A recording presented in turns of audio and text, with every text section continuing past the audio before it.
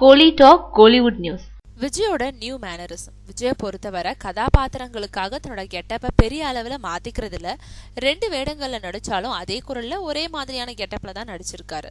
இதனால எது நல்ல விஜய் எது கெட்ட விஜய்ன்றத அவரோட செயல்களை வச்சுதான் ரசிகர்கள் புரிஞ்சுக்கிட்டு இருந்திருக்காங்க. ஆனா புலி படத்துல சரித்திர பின்னணின்றதுனால அந்த காஸ்டியூம்ல விஜய் புதிய தோற்றத்துல தெரியறாராம்.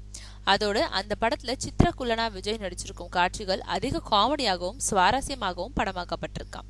அதனால புலி விஜய் ரசிகர்களுக்கு புதிய அனுபவத்தை கொடுக்கும்னு சொல்றாங்க. இந்த நிலையில அட்லி இயக்கத்துல விஜய் நடிச்சிட்டு வரும் 59வது படத்தோட படப்பிடிப்பும் இப்போ 50% கடந்து போய்கிட்டு இருக்கு. விஜயோட சமந்தா, எமி ஜாக்சன் ஜோடி சேர்ந்திருக்கும் இந்த படத்துல விஜய் போலீஸ் ரோல்ல நடிக்கிறாரு. ஏற்கனவே போக்கிரி ஜில்லா படங்கள்ல போலீஸா நடிச்சிருக்கும் விஜய் இந்த படத்துல ஒரு வித்தியாசமான மேனரிசத்தை வெளிப்படுத்தணுன்றதுக்காக நிறைய ஹோம்ஒர்க் செஞ்சு நடிக்கிறாராம். மேலும் இந்த படத்துக்கு ரஜினியோட 3 முகம் தலைப்பு வைக்கப்பட்டிருக்கிறதா பரவன செய்தி வதந்தின்னு அந்த யூனிட் அறிவிச்சிருக்கும் நிலையில இப்போ வெற்றின்ற தலைப்பு பரிசீலனையில இருக்கிறதா சொல்லப்படுது.